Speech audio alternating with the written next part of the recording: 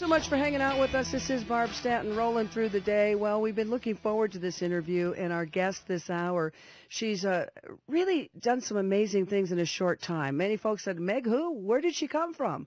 Well, our guest, Meg Whitman, is making a strong run for the gubernatorial seat in the state of California. Her commercials, I love what her commercials share with us. She says, say what we mean what we say, and let's get it done. I really like the way she positions herself. She talks about creating jobs, cut government spending, fix our education system. Well, there is something that that message is something that we all want to hear, that we're all thirsting for, the answers, going in the right direction in the state of California. Without further ado, let's welcome Meg to the show. Meg, how are you today? I'm good. Thanks for having me, Barb. It's a great pleasure. We are delighted to have you on the show. We're so excited to see this momentum building for you. Just as we were saying hello on the phone a moment ago, I noticed that Kevin Jeffries now has given you his endorsement.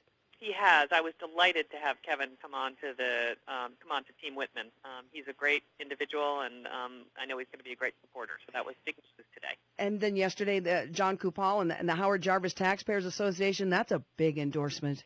That's a very, very important endorsement, because one of the big issues in this campaign is taxes. And, you know, every Californian feels the burden of the highest income tax rate, the highest corporate tax rate, the highest sales tax rate in the country. So to have the endorsement of the Howard Jarvis Taxpayer Association means a tremendous amount. And so I'm delighted. Meg, are we going to be able to accomplish saving ourselves from bankruptcy and all the fiscal disrepair we're in without raising taxes? What are we going to do? Well, we can do it without raising taxes. And it's not an easy task, but I have every confidence we can turn California around. And you mentioned in your introduction, it's all about focus. We have got to focus on doing 3 things at 100% as opposed to trying to do 10 things at 50%.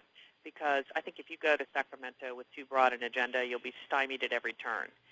So the way we solve the budget crisis is, first, we have to put Californians back to work. If we do not lower the unemployment rate and put Californians back to work, there's no way out of this mess. Is there a plan for that? Sustainable way to increase revenues. Is there a plan for that, Meg, or is it too early for you to divulge? There is a plan. The first thing we've got to do is targeted tax cuts that create jobs. In other words, what can we do right now that will lead to hiring? And I'll give you a perfect example. There's many of them. But in California, we're one of 3 states that actually charges manufacturers sales tax on the equipment they buy to manufacture in California. So if you're a manufacturer, the best way to save money is move to Nevada or Texas or Colorado. And we've lost 600,000 manufacturing jobs since 2000. And, if we can do away with that factory tax, I think we can keep manufacturing here in California.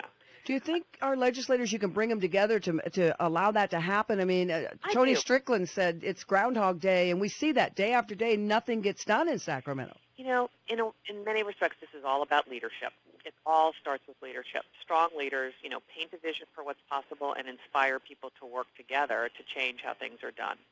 And what I want to do is I want to focus the legislature on these 3 priorities. Let's stop the bill factory that exists in the legislature today. Last year, Governor Schwarzenegger signed into law nearly 700 different bills, virtually none of which were on point to the problems we face. So let's focus the legislature on, let's not do any new things till we solve our existing problems. So who wants to be on the jobs team? Who wants to be on cutting the government spending team? And who wants to be on the education team? And I think we can do it. I'm a big believer in relationships. The next governor of California has to move to Sacramento, has to know every legislator by name, what their reelection issues are, what their challenges are. And I've spent my life leading and bringing people together. I think we can do it. I agree with you. I think there's been a failure in the ability in our leadership with the governor to bring these sides together for whatever the failings have been. We just go on and get nowhere as we're seeing our education system crumbling. You mentioned in your commercial you can deliver the goods. A couple of things you say that I just love the way you deliver a message. There is a crisis of confidence, you say, and we can deliver the goods. Yep, we can. There is. I've traveled now all over this state. And by the way, every Californian should see California the way I have. It is an incredible state. But people are very worried. They are extremely worried about their job, their family, how this is all going to sort itself out. And so this is why I say let's just focus on 3 things. It simplifies, Everyone can remember those three things, and I think if we really work hard to put people back to work, to cut government spending, and to go after, once and for all, fixing our kindergarten through 12th grade education system, I think we will be surprised how much we can accomplish through focus. Well, let's talk for a moment. I talked to a couple of educators, and this was brought up, and you've probably heard this before, Meg, but we just mentioned taxes, how we can recover. But schools, one school board member said, look, we're testing our kids by pencil and paper. We're shipping millions of pieces of paper across the state. We're paying shipping costs, personnel costs, shredding, grading costs, while schools have the technology to begin testing and doing more things electronically. Is that something that you're thinking towards? I think it's a good idea. But I'm a big believer in the what I call the 80-20 rule. What is 20% of the reforms that can get you 80% of the way home? And while that is a good idea, I would actually say the first thing we got to do is we've got to get more money into the classroom. It's hard to know exactly, but some estimates are we spend up to 60%, only 60% of the money in education directly into the classroom. 40% goes to administration and overhead. That's just unsustainable, right? The real learning, the real teaching goes on in the classroom. So let's get more money into the classroom. Let's pay the better teachers more. Let's eliminate the cap on charter schools so we can have more charter schools because they do such a great job for our children. And then let's grade every single public school A through F and provide that level of detail to the parents. It's interesting. I visited Florida not too long ago, which has really done a great job as a big, diverse state. And it was fun to see because they said when we told parents that their third grader was in an F school, you would not believe how riled up they got. I bet. Oh, my gosh. That would be concerning. And you also mentioned A through F. Are you telling me that some of our schools are grading with other numerical or other systems? Actually, there's not a lot of transparency. You can find out how good or bad your child's school is, but it's hard. You have to go on the web. You have to look at 10 different factors. You have to, benchmark versus other schools, and it's not easily understood how good your school is. And that's why a simple letter grade, every parent can understand that. Okay, my kid's in a D school. Gee, I got to figure out, can I get him into a charter school? Can I, work for a better school for my child? And I think that is part of, I'm a big believer in transparency. Let's, put this in front of parents, and I think that will make a big difference. I agree, and transparency is always a word that we like to hear. But, quite often, Meg, when you hear a politician talk about transparency, it's like in reverse. Yeah. They're using that word, but really it's they want you to believe it. And so to really think that we could have more transparency, and as a parent, we all want the best for our children. Yeah.